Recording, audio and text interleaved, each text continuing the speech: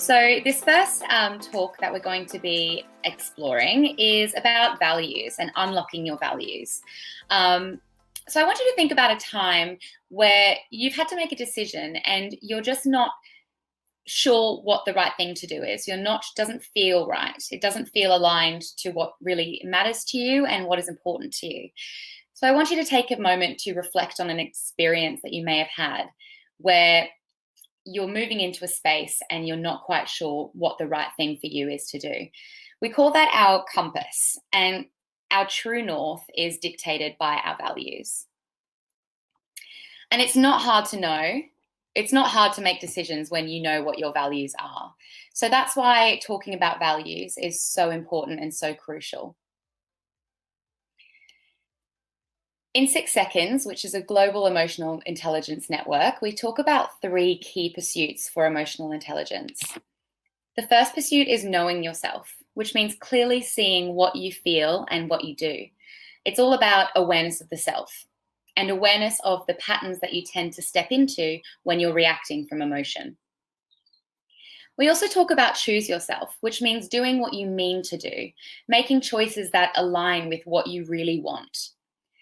And finally, we talk about give yourself, which means doing it for a reason, really knowing why you're doing something.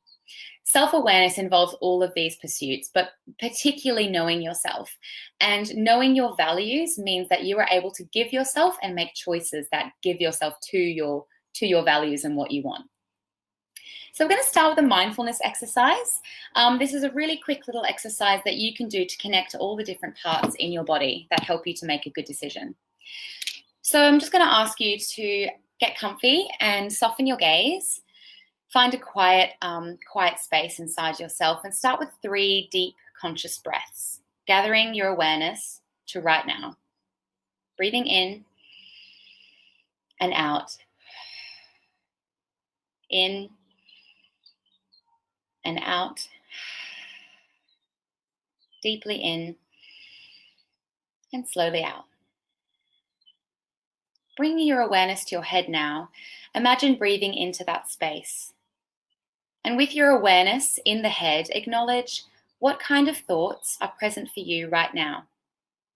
Notice these thoughts and watch them objectively from the seat of your consciousness, remembering that you are not the voice of your mind, you are the one who hears it.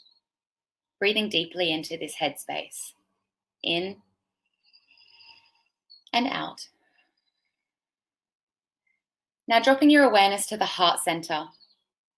Place a hand over your heart and sense your breath flowing into this space. You may want to even visualize a soft pastel light or coolness pervading from your chest.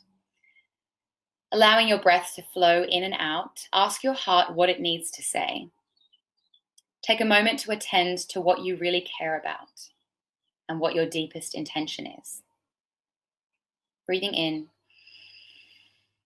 and letting it out. Now dropping your awareness to your gut. Place your hand over your abdomen and breathe into that space. Tune into any hunches, intuitions of emotions that are coming up for you right now, your gut feelings. Just listening and breathing in and letting it out. Taking a deep, slow, and conscious breath, collect all this information from your head, from your heart, and from your gut. And ask yourself, what shall I do now? Listen for the answer.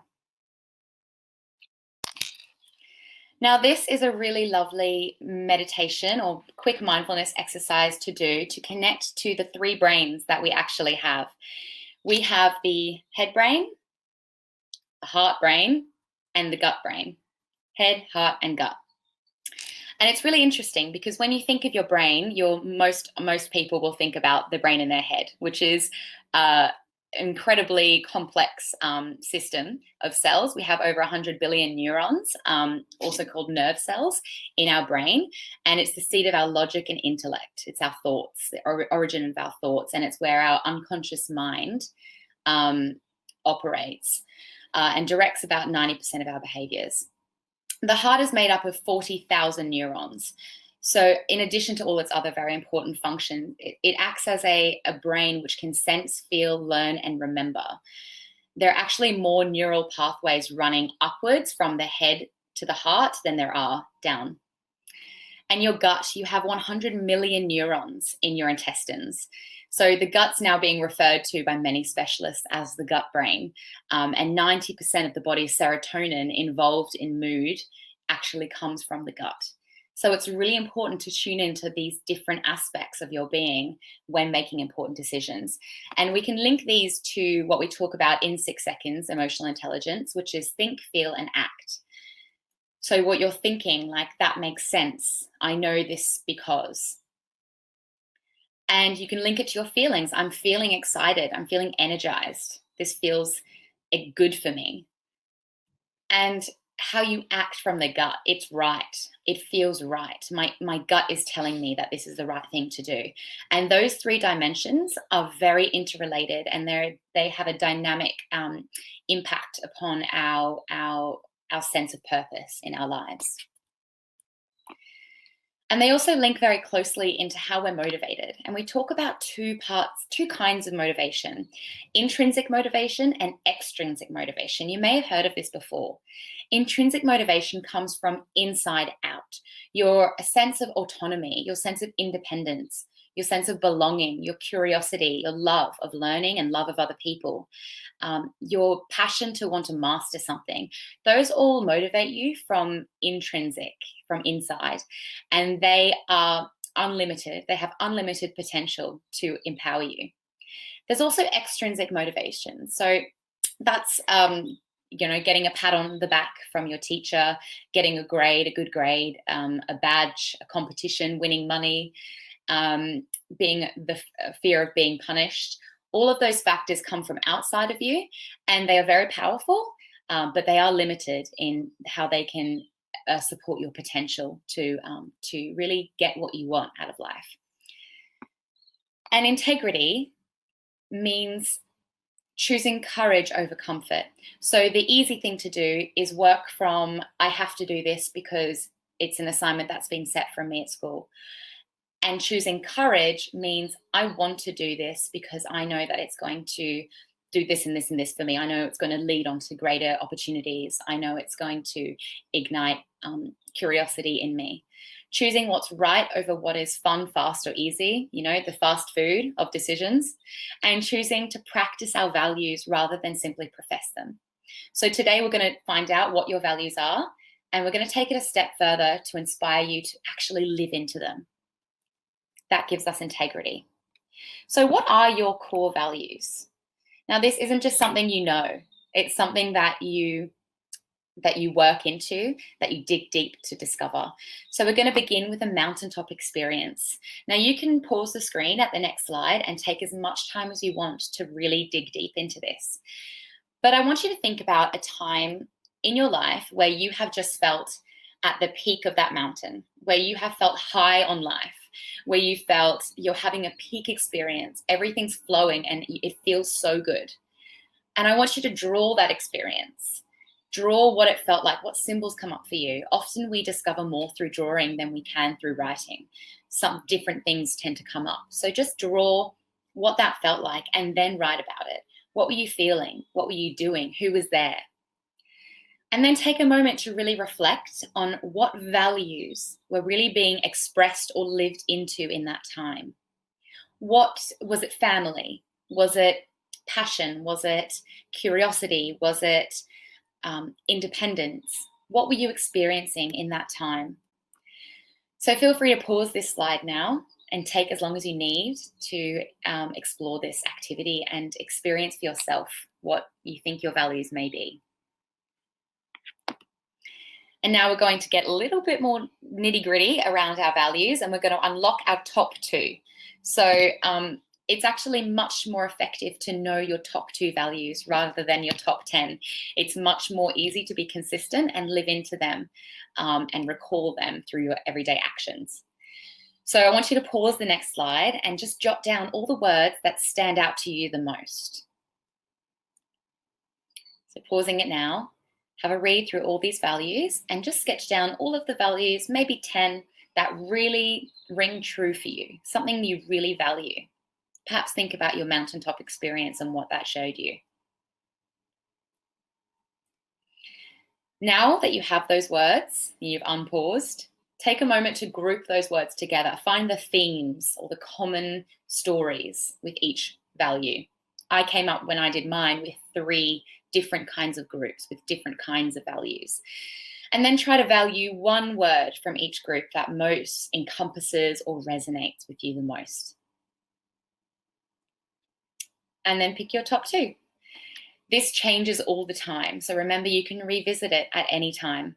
Okay. My values are integrity and compassion at the moment, but that has changed. The more that I reflect and learn, I revisit this and think, what is it that I really want to live into at the moment? I know Alison's are family and integrity. And every day we explore how we're living into those values and living out of them. A great activity as well to dig into what your values are is doing a values tree. I won't spend very long on this because I know we've got limited time, but feel free to pause this slide to think about where your values are actually coming from. So drawing a beautiful tree, seeing the roots and the trunk and the branches, I want you to think about the roots being the values you've taken from your family or childhood, the ones that your parents taught you. Maybe it's tradition, maybe it's respect, maybe it's compassion. Think about the values that have come from your family and that have been passed down. And with the trunk of your tree, think about the values that have come from your friends, your relationships, work, school, travel, books you've read, anything that you've experienced through your life. For me, my friends have taught me the value of laughter and humor and fun. That's something that they've taught me and that I've brought into my life. That would be the trunk of my tree. And lastly, think about the branches, what's growing up from your roots, the values you're wanting to grow in your life, the fruits of your tree. Things perhaps like integrity, like intrinsic motivation, like passion, like purpose. Explore where those different values are coming up for you. And then when you have a really good understanding of what your values really are, it's a great opportunity to make tangible reminders. So make them real.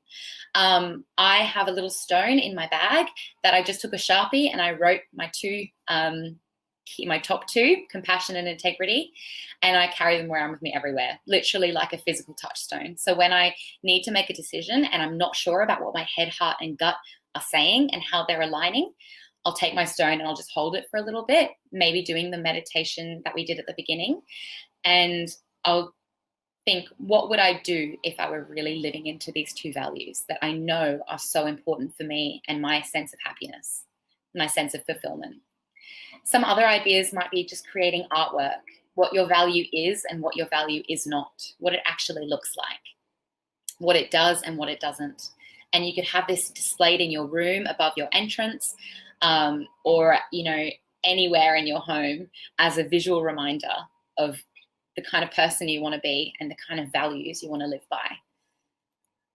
You could create your own coat of arms, where you just download a template on the internet or create your own. And with each section, this one has more than 2. Ideally, you want to just have your 2. Create what it means to you and be proud of it as your coat of arms. This stands for you. This is what you stand for. Or, you could do the touchstone idea, which I've been finding really helpful as a physical touchstone, a physical reminder of your core values and how you're bringing that into your decision making with your head, your heart, and your gut brains. Thank you so much, everyone. We hope you've learned something today about values.